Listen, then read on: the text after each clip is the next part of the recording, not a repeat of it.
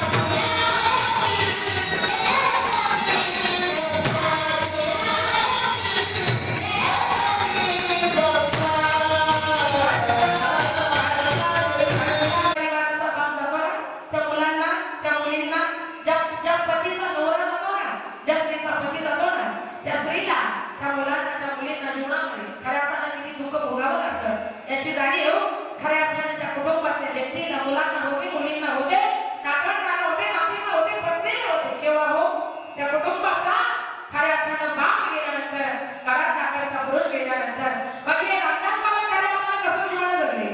ऐकणे ज्यांचा जन्म खऱ्या अर्थानं 1 एप्रिल 1947 ला खऱ्या अर्थानं काय झालेला आहे, ज्यांचा या ठिकाणी जन्म झालेला आहे आणि 2 वर्षाचे ज्यावेळेला रामदास बाबा असताना त्यांच्या आईचं चित्र या ठिकाणी लवकर हरवलं. म्हणजे 2 वर्षाचे असताना खऱ्या अर्थानं आई या जगामधून, या विश्वामधून खऱ्या अर्थानं निघून गेली.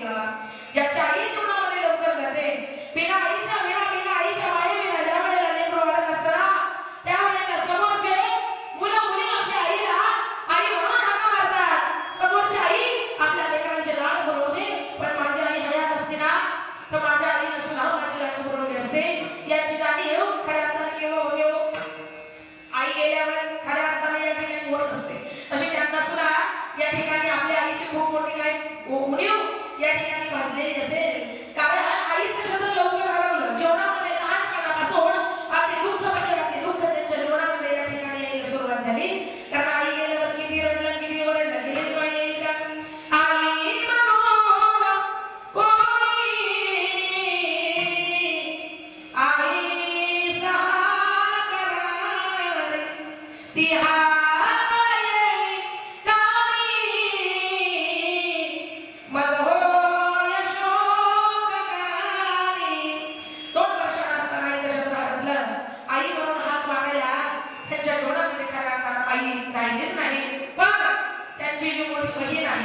त्या मोठ्या बहिणीने खऱ्या अर्थानं आमच्या रामदास दादांना या ठिकाणी आईची माया दिली, आईचं प्रेम दिलं. आहे का नाही? एका बहिणीने खऱ्या अर्थानं आपल्या भावाचा आधी आई म्हणून या ठिकाणी सांभाळ केला.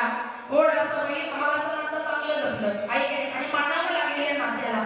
ज्या बहिणीने खऱ्या अर्थानं आईचं प्रेम दिलं त्या बहिणीला सुद्धा मानावं लागेल. कारण बहीण भावंड एका जाण्याची संतान आली परायाची नरतीन पाणीला अंतर.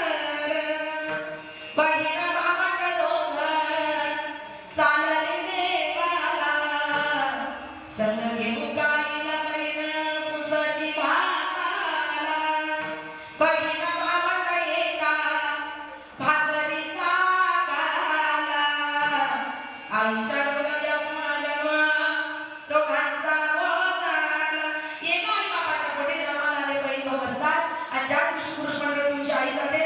त्या दिवशी तुमची बहीण तुमची आई झाली. आणि ज्या दिवशी महिला मंडळ तुमचा बाप या जगातून गेला, या विश्वातून गेला, त्या दिवसापासून तुमचा मोठा भाऊ, तुमचा दादा तुम्हाला बापाच्या ठिकाण आहे. ही नाती कुठेतरी जपली पाहिजे. तसं या बहिणीनं या ठिकाणी आईचं प्रेम या ठिकाणी दिलं. आणि इयत्ता 7वी मध्ये खऱ्या अर्थानं शिकत असतानाच गिरणीच्या व्यवसायामध्ये या ठिकाणी स्वतःला गुंतून घेत गिरणीचा व्यवसाय सांभाळत, म्हणजे प्रपंचाला हातभार लावत गिरणीचा व्यवसाय करत आमच्या रामदास बाबांनी B.Com जे शिक्षण त्यावेळेला खऱ्या अर्थानं पूर्ण केलं. पहिला खायला अन्न नव्हतं, प्यायला पाणी नव्हतं, एवढी गरिबी होती. एवढ्या गरिबीमधून त्यावेळेला त्यांनी B.Com जे शिक्षण आहे ते खऱ्या अर्थानं या ठिकाणी पूर्ण केलं. बँकेत नोकरी लागत असताना देखील आपल्या आई वडिलांचा विचार करून त्यांच्या शब्दांवर शेवटपर्यंत खऱ्या अर्थानं गिरणीचा व्यवसाय करण्याचं जे काम आहे हे खऱ्या अर्थानं करत राहिले. आपल्या व्यवसायामध्ये आयुष्यभर प्रामाणिकपणे राहिले. गरीब लोकांकडून कधी पैसे घेतले नाही, कुठला हिशोब ठेवला नाही. जेवढं दान धर्म खऱ्या अर्थाने त्यांना करता येईल तेवढं दान धर्म त्यांनी खऱ्या अर्थानं आयुष्यभर केला. आणि त्यांच्या या प्रपंचामध्ये, संसारामध्ये खऱ्या अर्थाने ज्या माऊलीने साथ दिली त्या म्हणजे त्यांच्या पत्नी अर्धांगिनी वत्सलाताई मंडली यांनी खऱ्या अर्थानं मोलाची साथ या ठिकाणी रामदास बाबांना दिलेली आहे. कारण पत्नी ही जीवनाची अर्धांगिनी आहे. पत्नीचं कर्तव्य असतं, पती सुखात असेल तर पत्नी सुखात आहे.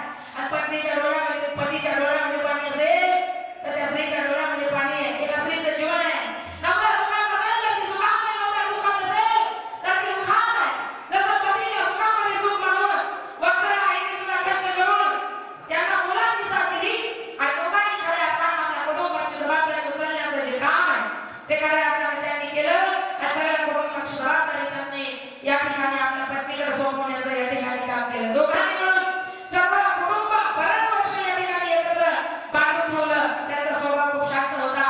म्हणजे श्रीरामाप्रमाणे शेवटपर्यंत एक वचनी एक वाणी सत्यवचनी म्हणून जे जीवन जगले ते म्हणजे असलेले या ठिकाणी रामदास बाबा. त्यांना रामाप्रमाणे आपल्या दोन्ही भावांना खऱ्या अर्थाने खूप मोठा आधार दिला आणि आयुष्यात चांगले जगले, प्रामाणिकपणे जगले, जीवन जगले, दान केलं, धर्म केलं, पुण्य कमवलं, नाम कमवलं आणि आयुष्यभर दान धर्म केल्यामुळे, पुण्य केल्यामुळे, गरिबांना मदत केल्यामुळे, सचोटीने जगल्यामुळे, न्यायाने जगल्यामुळे त्यांच्या पोटी 3 मुलंही असे जन्माला आले आणि त्या मुलांना त्यांनी असं शिकवलं का त्यावेळेला दूरदृष्टिकोन त्यांनी ठेवला त्यावेळेला आणि त्यावेळेला त्यांनी मुलांना शिकवलं. आज त्यांची 3ही मुलं सरकारी नोकरीमध्ये या ठिकाणी काम करतात. ऐकलेला मोठा मुलगा राजेंद्र रामदास मांडले मोठ्या पदावर म्हणजे कृषी अधिकारी, सगळ्याकडे येथे ते कृषी अधिकारी आहे.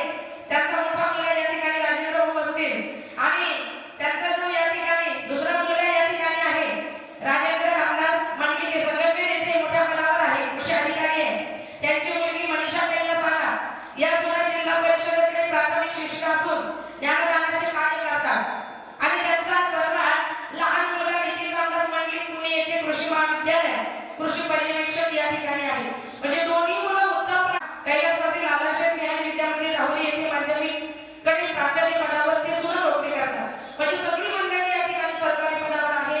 त्यांची कन्या सुद्धा या ठिकाणी जिल्हा परिषदेमध्ये ज्ञानदानाचा या सेवेत आहे. म्हणजे बघा आता घरदार सरकारी सेवेमध्ये या ठिकाणी नोकरी करत आहे. त्यांना आणि तर चुलते नव्हे तर वडील म्हणून खऱ्या अर्थाने रामदासांची या ठिकाणी सेवा केली. ती नाही आपण त्यांचे ते नातवंड एकनाथ असा त्यांचा मोठा परिवार आहे.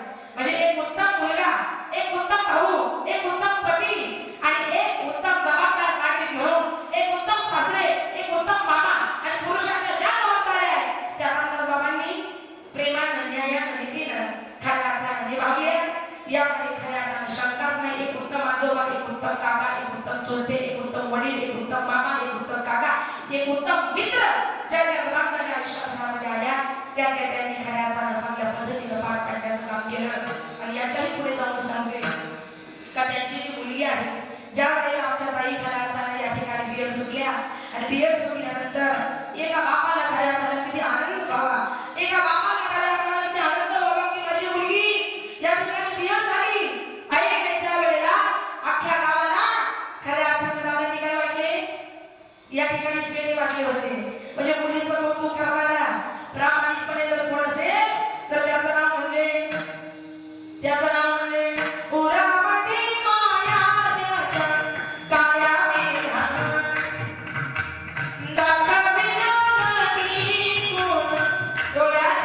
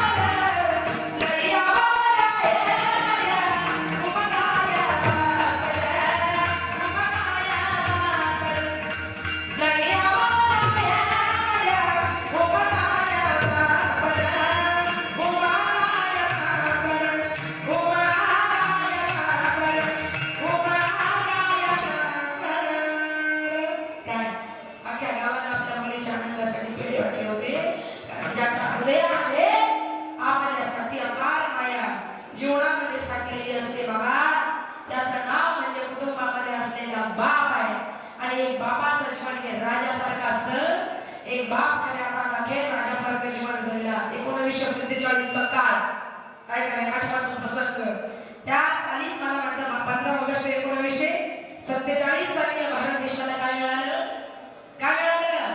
स्वातंत्र्य सुद्धा मिळालं की नाही? त्या सालामध्ये तो काळ एवढा दूरदृष्टिकोन, एवढे मुलं शिकवले, एवढे मुलगी शिकवली, म्हणजे किती दूरदृष्टिकोन खऱ्या अर्थाने त्यांच्या जीवनामध्ये होता.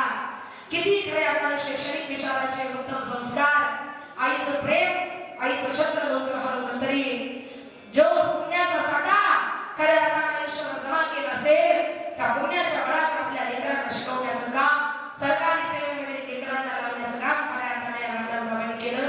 म्हणजे किती मोठा दूरदृष्टिकोन खऱ्या अर्थाने त्यांचा होता. आणि हेच कर्तव्य बापाचं असतं. काय काय एका काळात कुटुंबामध्ये महिला मंडळ बापाच असतो. आपलं आयुष्य घडवणारा, आपला भविष्य घडवणारा जर कुटुंबामध्ये कोण असेल तर बाबा हो. त्याचं नाव म्हणजे बाप आहे. म्हणून आपला बाप नुसता बाप नाही बाबा. आपला बाप म्हणजे आपल्या जीवनातला पांडुरंग आहे. आपला बाप म्हणजे आपल्या जीवनातला विठ्ठल आहे. जोपर्यंत आपल्या जीवनामध्ये बाप आहे, समजायचं आपल्या डोक्यावर बापाच्या रूपाने पांडुरंगाचा आशीर्वाद आहे, विठ्ठलाच्या रूपाने आपल्या डोक्यावर बापाचा आशीर्वाद आहे. आणि ज्या दिवशी कुटुंबाला बाप निघून जाईल ना, समजायचं का आपल्या जीवनातला पांडुरंग गेला, आपल्या जीवनातला खऱ्या अर्थाने कोण गेला? विठ्ठल गेला. बापाची किंमत हयात असताना खऱ्या अर्थाने कधी कळत नाही. बापाची किंमत हयात असताना कधी कळत नाही. आणि ज्या दिवशी बाप निघून जाईल, हे जग सोडून जाईल, हे विश्व सोडून जाईल, त्या दिवशी आपल्याकडे सर्वसाधारणेश्वर पर्याय नाही बाबा. कारण बाप म्हणजे काय आहे? अरे बाप म्हणजे जगण्याचं माप आहे. बाप म्हणजे जगण्याचं माप आहे. बाप म्हणजे आपल्या पाठीवर मारलेली शाबासकीची, आपुलकीची जी थाप आहे बाबा हो. तिचं नाव म्हणजे बाप आहे. आणि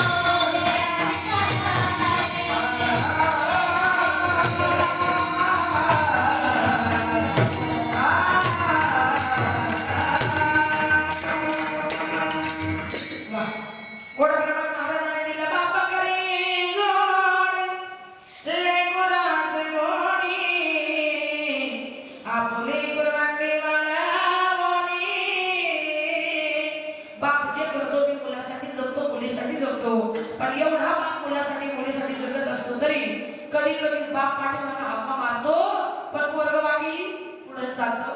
बापाच्या हाकेला खऱ्या अर्थानं हो सुद्धा देत नाही का? कारण आजकाल प्रेम माया ही माणसाला राहिली नाही हो.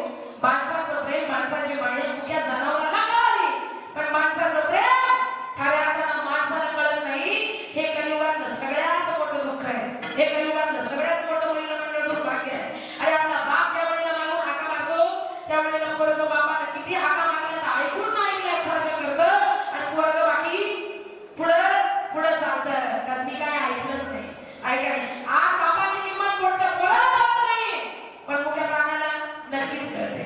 घरामधला करता बाप जेव्हा येतो बाहेर पाळलेली मांजर सुद्धा अंगावरून येते शहारून म्याव म्याव करत बिचारी फिरते साऱ्या घराला पण ते प्रेम कळत नाही पोटच्या पोराला. काय थकून भागून घरी आला घरामध्ये मांजर पाळलेली असते. मांजर ती मांजर बापाला पाहिलं की जवळ येते. बाप खाली बसला ना की बापाच्या मांडीला आम्ही बसते आणि मांजर बापाच्या मांडीवर खऱ्या अर्थानं जाऊन बसते. माझ्या बापाची किंमत ओक्या मांजरेला कळाली. म्याव म्याव करत बापाच्या जवळ जाते बापाला बिलगते बापाजवळ लाड घालते. अरे माझ्या बापाची किंमत मुख्या मांजरेला कळाली पण पोटचं पोरग जर बाप दाखवून आला ना तर बाबा थकले का बाबा दमले का बाबा फार त्रास होतो का हे विचारायला खऱ्या अर्थानं जवळ सुद्धा येत नाही. माझ्या बापाची किंमत मुख्या मांजरेला कळाली पण पोटच्या पोराला कळत नाही. आज हे कलियुगातलं सगळ्यात मोठं काय आहे हो? काय आहे? दुर्दैव आहे. अरे माझा शेतकरी बाप आहे. बांधावरचा बैल ज्या वेळेला चरत चरत चरत चरत दुसऱ्याच्या बांधावर निघतो. बैल ज्या वेळेला दुसऱ्याच्या बांधावर निघतो ना बापाला पाहिलं रे माझा बैल दुसऱ्याच्या बांधावर चाललाय. बाप मागून हाक मारतो बैलाला. बापाची हाक ऐकली ना बैल दुसऱ्याच्या बांधावर चरत जाणारा बैल बापाची हाक ऐकली ना जिकडून बापानं हाक मारली तिकडच मागे फिरतो आणि चरत चरत परत बैलाकडे बापाकडे येतो. अरे माझ्या बापाची किंमत मुख्या बैलाला कळली पण पोटच्या पोराला कळत नाहीये. कलियुगातलं सगळ्यात मोठं दुर्दैव आहे दुःख आहे. बांधावरचा बैल सुद्धा हा काय कोणा मागे फिरतो हा काय कोणा मागे फिरतो मागे वळून तो पाहतो पण ते प्रेम कळालं गोठ्यातल्या बैलाला. माझ्या बापाचं प्रेम कळालं गोठ्यातल्या बैलाला पण ते प्रेम कळलं नाही पोटच्या पोराला. दुःख आहे. उलट बापाला म्हणत बाबा आमच्या बापाला काही अक्कलच नाही. आमच्या बापाला काही कळतच नाही. असे उद्धट बोलणारे मुले जगात म्हणतात काय बाबा ओ बाबा तुम्हाला अक्कल नाही. आपल्याच पण आपल्याला म्हणतात बाबा तुम्हाला अक्कल नाही बाबा तुम्हाला कळत नाही. ज्या दिवशी तुम्ही तुमच्या बापाच्या अक्कल काढता ना त्या दिवशी तो बाप ढसा रडल्याशिवाय राहत नाही. त्या बापाला तुम्ही म्हणता अक्कल नाही. त्या बापाला अक्कल नसतं तुम्ही या जगात आले असते. त्या बापाला अक्कल नसतं तुम्हाला शिकवलं असतं. त्या बापाला अक्कल नसतं तर तुम्हाला नोकरीला लावलं असतं. त्या बापाला अक्कल नसतं त्या बापाला कळालं शाळेत याचं डोकं चालत नाही याच्यासाठी कुठेतरी 2-4 एकर घेतलंच पाहिजे ते घेऊन ठेवलं असतं. त्या बापाला कळालं शेतीच्याही जागीचं नाही कशाही करण्याच्या कामाचं नाही याच्यासाठी कुठेतरी मोठे जागा घेऊन एखाद्या घरात बघावं लागेल काहीतरी धंदा व्यवसाय करावा लागेल की त्या बापाला घेतलं असतं. आणि त्या बापाला म्हणता तुम्ही अक्कल नाही त्या बापाला म्हणता कळत नाही. आणि ज्या दिवशी तुम्ही तुमच्या बापाला म्हणता अक्कल नाही कळत नाही त्या दिवशी तो बाप एकटा गोळी घेऊन घुसतो आणि गोळ्यामध्ये घुसून कसा रडतो. त्याचं नाव म्हणजे कुटुंबामध्ये असलेला बाप. आपला दुःख कधी चेहऱ्यावर दाखवत नाही. मुलगा किती बोलला मुलगी किती बोलली तरी दुःख चेहऱ्यावर दाखवत नाही. मुलांना तर पोरगं बापाकडे वाकड्या नजरेने पाहतं बापाच्या नजरेला नजर देत नाही पण बाप बाकी ताट काढून पोरगं पाहतो. बापाला कळालं की पोरगं माझ्याबरोबर बोलत नाही पण काय सांगू बाबा बापाचं अंतःकरण आहे. अरे किती मुलगा बोलला किती मुलगी बोलली तरी सगळं दुःख विसरतो. किती सुना बोलल्या किती नोकरं बोलले तरी सगळं दुःख विसरतो आणि परत एकदा गाणं करतो भाऊ करतो. त्याचं नाव म्हणजे कुटुंबामध्ये असलेला बाप. आणि असा बाप ज्या वेळेला या जगाच्या पाठीवरून या विश्वाच्या पाठीवरून निघून जाईल ना त्यावेळेला हाक मारायला बाबा म्हणायला सुद्धा बाबा उलट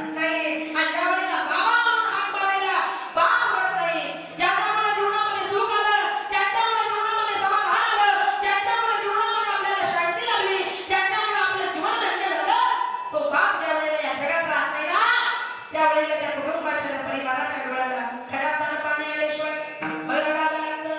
बाबा बाबा करीते बाबा कोणीच होईना. बाबा बाबा करीते बाबा कोणीच होईना. माझ्या बाबाची कसरत शेते नजराला येईना. माझ्या बाबाची कसरत शेते नजराला येईना. बाबा बाबा करीते बाबा साखर साखर. बाबा बाबा करीते बाबा साखर साखर. तोंडात घालते गोड लाडाचा करा. तोंडात घालते गोड लाडाचा करा.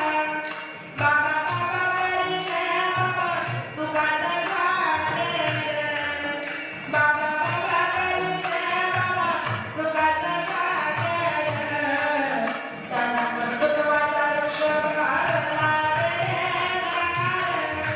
त्याच्या कर्तृत्वाचा लक्ष घालला रे.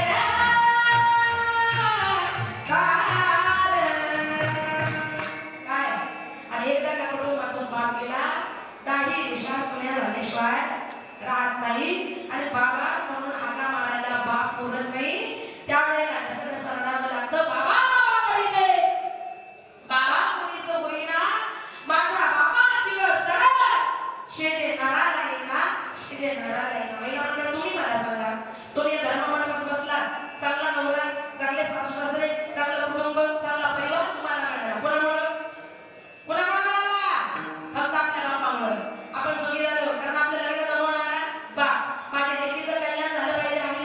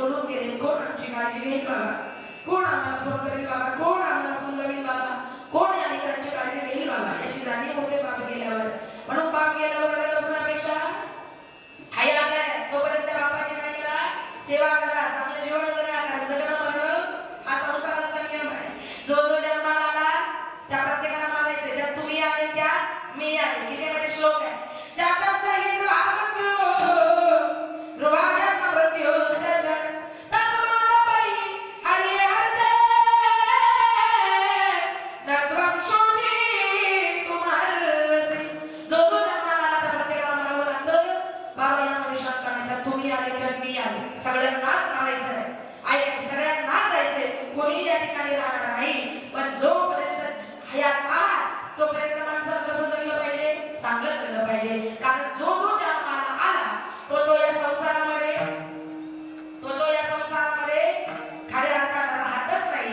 कारण जो जो जन्माला आला त्या प्रत्येकाला काय करावं लागतं? त्या दिवशी आपलं माहेर एकच, माझे माहेर पंढरी, माझे माहेर पंढरी, आहे विवाराच्या तीरी, आहे विवाराच्या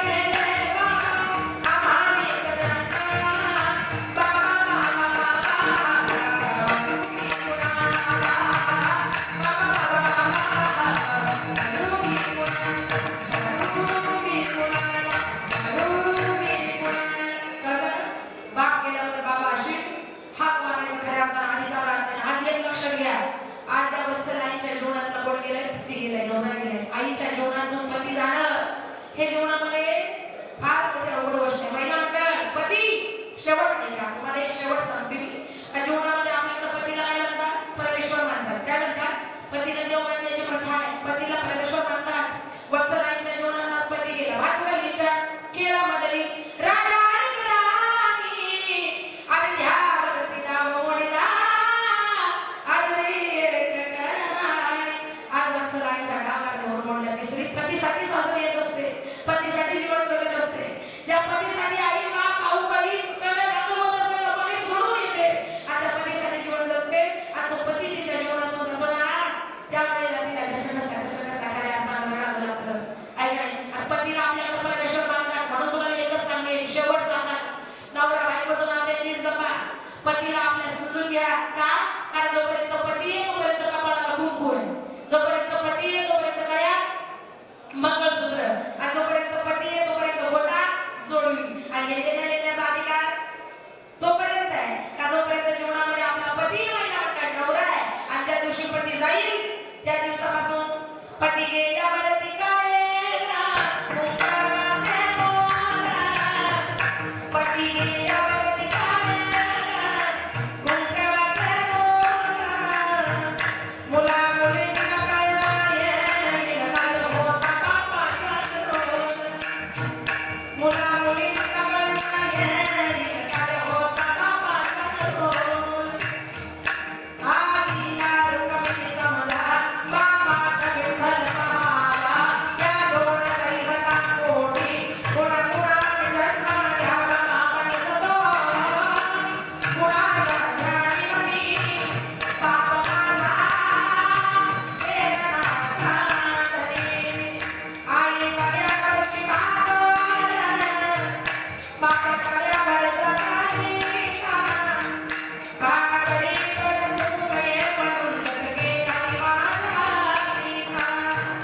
वेदना तुझी जरी झाल्या तो कुणाला सांगत नाही. भक्त करता परिवाराच्या तो पूर्ण करील आणि मंगल करून आता तो